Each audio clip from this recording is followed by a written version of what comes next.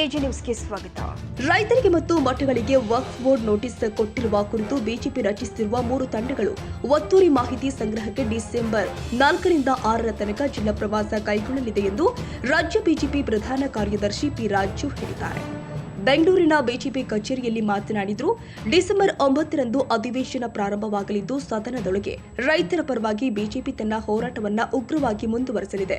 ಸದನಕ್ಕೆ ಪ್ರವೇಶ ಆಗುವುದಕ್ಕೆ ಮೊದಲು ರಾಜ್ಯದಾದ್ಯಂತ 3 ತಂಡವನ್ನು ರಚಿಸಿ ಸಂಬಂಧಿತ ಜಿಲ್ಲೆಗಳಲ್ಲಿ ಡಿಸೆಂಬರ್ 4ರಿಂದ 6ರ ತನಕ ಪ್ರವಾಸ ಮಾಡಿ ಸದನಕ್ಕೆ ಬರಲಿದೆ. ನಮ್ಮ ಭೂಮಿ ನಮ್ಮ ಹಕ್ಕು ಎಂಬ ಹೋರಾಟದ ಅಡಿಯಲ್ಲಿ ರಾಜ್ಯಾಧ್ಯಕ್ಷ ವಿಜೇಂದ್ರ, ವಿಧಾನಸಭೆ ಪ್ರತಿಪಕ್ಷದ ನಾಯಕ ಆರ್ ಅಶೋಕ್, ವಿಧಾನ ಪರಿಷತ್ತಿನ ಪ್ರತಿಪಕ್ಷದ ನಾಯಕ ಚಲವಾದಿ ನಾರಾಯಣಸ್ವಾಮಿ ಅವರ ನೇತೃತ್ವದಲ್ಲಿ ಈ ತಂಡವನ್ನು ರಚಿಸಲಾಗಿದೆ ಎಂದು ತಿಳಿಸಿದರು. ಇನ್ನು ವಕ್ಫ್ ತುಗಲಕ್ ನೀತಿಯನ್ನ ಖಂಡಿಸಲಿದ್ದೇವೆ ಎಂದಿದ್ದಾರೆ. ಡಿಸೆಂಬರ್ 9 ಏನು ಅಧಿವೇಶನ ಪ್ರಾರಂಭ ಆಗೋದಿದೆ, ಅಧಿವೇಶನದಲ್ಲಿಯೂ ಕೂಡ ಈ ವಿಷಯವನ್ನ ಭಾರತೀಯ ಜನತಾ ಪಕ್ಷ ಅತ್ಯಂತ ಗಂಭೀರವಾಗಿ ಸದನದ ಒಳಗೆ ರೈತರ ಪರವಾಗಿ ಧ್ವನಿಯಾಗಿ ತನ್ನ ಹೋರಾಟವನ್ನು ಮುಂದುವರಿಸುತ್ತೆ. ಆ ಸದನಕ್ಕೆ ಪ್ರವೇಶ ಆಗೋದಕ್ಕೆ ಮುಂಚೆ ಮತ್ತೆ ರಾಜ್ಯಾದ್ಯಂತ 3 ತಂಡಗಳನ್ನ ರಚಿಸಿ ಆ 3 ತಂಡಗಳು ಆಯಾ ಸಂಬಂಧಿತ ಜಿಲ್ಲೆಗಳಿಗೆ ಹೋಗಿ ಅಲ್ಲಿ ಎಲ್ಲ ನೊಂದವರ ಜೊತೆಗೆ ಅವರ ಅಹವಾಲನ್ನ ಕೇಳಿ ಆನಂತರದಲ್ಲಿ ಸದನಕ್ಕೆ ಬರುವಂತಹ ತೀರ್ಮಾನವನ್ನ ಮಾಡಲಾಗಿದೆ. ಈ ತಂಡಗಳು ಈಗಾಗಲೇ ತಮಗೆ ಗೊತ್ತಿದೆ, ನಮ್ಮ ಭೂಮಿ ನಮ್ಮ ಹಕ್ಕು ಅನ್ನುವಂತಹ ಹೋರಾಟದ ಅಡಿಯಲ್ಲಿ ಸನ್ಮಾನ್ಯ ರಾಜ್ಯಾಧ್ಯಕ್ಷರಾಗಿರುವಂತಹ ವಿಜೇಂದ್ರ ಅವರ ನಾಯಕತ್ವದಲ್ಲಿ ಒಂದು ತಂಡ, ಸನ್ಮಾನ್ಯ ವಿಧಾನಸಭೆಯ ಪ್ರತಿಪಕ್ಷದ ನಾಯಕರಾಗಿರುವಂತಹ ಆರ್ ಅಶೋಕ್ ಅವರ ನೇತೃತ್ವದಲ್ಲಿ ಒಂದು ತಂಡ ಮತ್ತು ವಿಧಾನ ಪರಿಷತ್ತಿನ ನಾಯಕರಾಗಿರುವಂತಹ ಸನ್ಮಾನ್ಯ ಚಲವಾದಿ ನಾರಾಯಣಸ್ವಾಮಿ ಅವರ ನೇತೃತ್ವದಲ್ಲಿ ಒಂದು ತಂಡ. ಈ 3 ತಂಡಗಳಲ್ಲಿ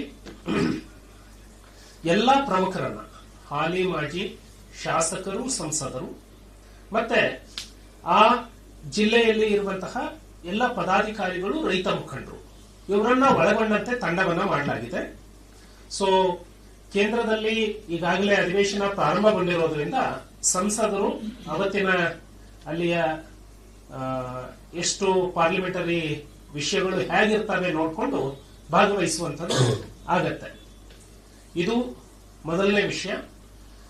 ಇಡೀ 3 ತಂಡಗಳು ಇಡೀ ರಾಜ್ಯಾದ್ಯಂತ ಎಲ್ಲ ಜಿಲ್ಲೆಗಳಿಗೆ ಭೇಟಿ ಕೊಟ್ಟು ಅವರ ಅಹವಾಲನ್ನು ಸ್ವೀಕಾರ ಮಾಡಿ ಸದನದ ಒಳಗಡೆ ಉಗ್ರವಾಗಿ ಬಿಜೆಪಿ ರೈತರ ಧ್ವನಿಯಾಗಿ ಕರ್ನಾಟಕ ರಾಜ್ಯ ವಕ್ಫ್ ಏನು ತುಗಲಕ್ ನೀತಿಯನ್ನ ಜಾರಿಗೆ ತಂದಿದೆ, ಇದನ್ನ ಉಗ್ರವಾಗಿ ಖಂಡಿಸೋದ್ರ ಮೂಲಕ ಸನ್ಮಾನ್ಯ ನರೇಂದ್ರ ಮೋದಿ ಅವರು ಏನು ಈ ಪಾರ್ಲಿಮೆಂಟ್ ನಲ್ಲಿ ಬಿಲ್ ಅನ್ನ ತರ್ತಾ ಇದ್ದಾರೆ, ಆ ಬಿಲ್ಗೆ ಕರ್ನಾಟಕ ಸಂಪೂರ್ಣವಾಗಿ ಬೆಂಬಲ ವ್ಯಕ್ತಪಡಿಸುತ್ತೆ ಅನ್ನುವಂತಹ ಅಭಿಪ್ರಾಯ, ಜನಾಭಿಪ್ರಾಯವನ್ನು ರೂಪಿಸುವಂತಹ ಪ್ರಯತ್ನವನ್ನ ಮಾಡ್ತಾ ಇದೆ.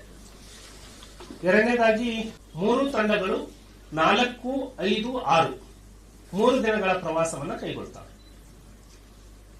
ಡಿಸೆಂಬರ್ 4, 5 ಮತ್ತೆ 6 3 ದಿನಗಳ ಪ್ರವಾಸವನ್ನ ಕೈಗೊಂಡು ಆನಂತರ ಆ ಎಲ್ಲಾ ತಂಡಗಳು ಒಟ್ಟಾಗಿ ಸೇರಿ ಅಲ್ಲಿಯ ದಾಖಲೆಗಳನ್ನ ಸಂಗ್ರಹ ಮಾಡಿ ಪರಿಶೀಲನೆ ಮಾಡಿ ಒಂದು ಅಭಿಪ್ರಾಯದ ಜೊತೆಗೆ ಸದನಕ್ಕೆ ಪ್ರವೇಶ ಮಾಡುತ್ತೆ. ಕನ್ನಡಿಗರ ಮೆಚ್ಚಿನ ನಿಮ್ಮ ಎಜೆ 24/7 ನ್ಯೂಸ್ ಕನ್ನಡ ವಾಹಿನಿ ಇದೀಗ ಟಿವಿಯಲ್ಲಿ ಲಭ್ಯ. ವೇಳೆ ನೋಟಿಸ್ ಕೊಟ್ಟಿದ್ರೆ ವಾಪಸ್ ತಗೋತೀವಿ. ಇವತ್ತು ವಕ್ಫ್ ಪ್ರಾಪರ್ಟಿ ಅಂತೇಳಿ ಬರ್ತದೆ ಅಂತ ಹೇಳಿದ್ರೆ ರೈತರು ಬೀದಿಗೆ ಬಂದ್ರೆ ಏನ್ ಮಾಡ್ಬೇಕಾಗತ್ತೆ? ಯಾರು ವೋಟ್ ಹಾಕಲಿಲ್ಲ ಅಂದ್ರೆ ಗ್ಯಾರಂಟಿನೆಲ್ಲ ಸ್ಟಾಪ್ ಮಾಡ್ಬಿಡ್ತೀವಿ.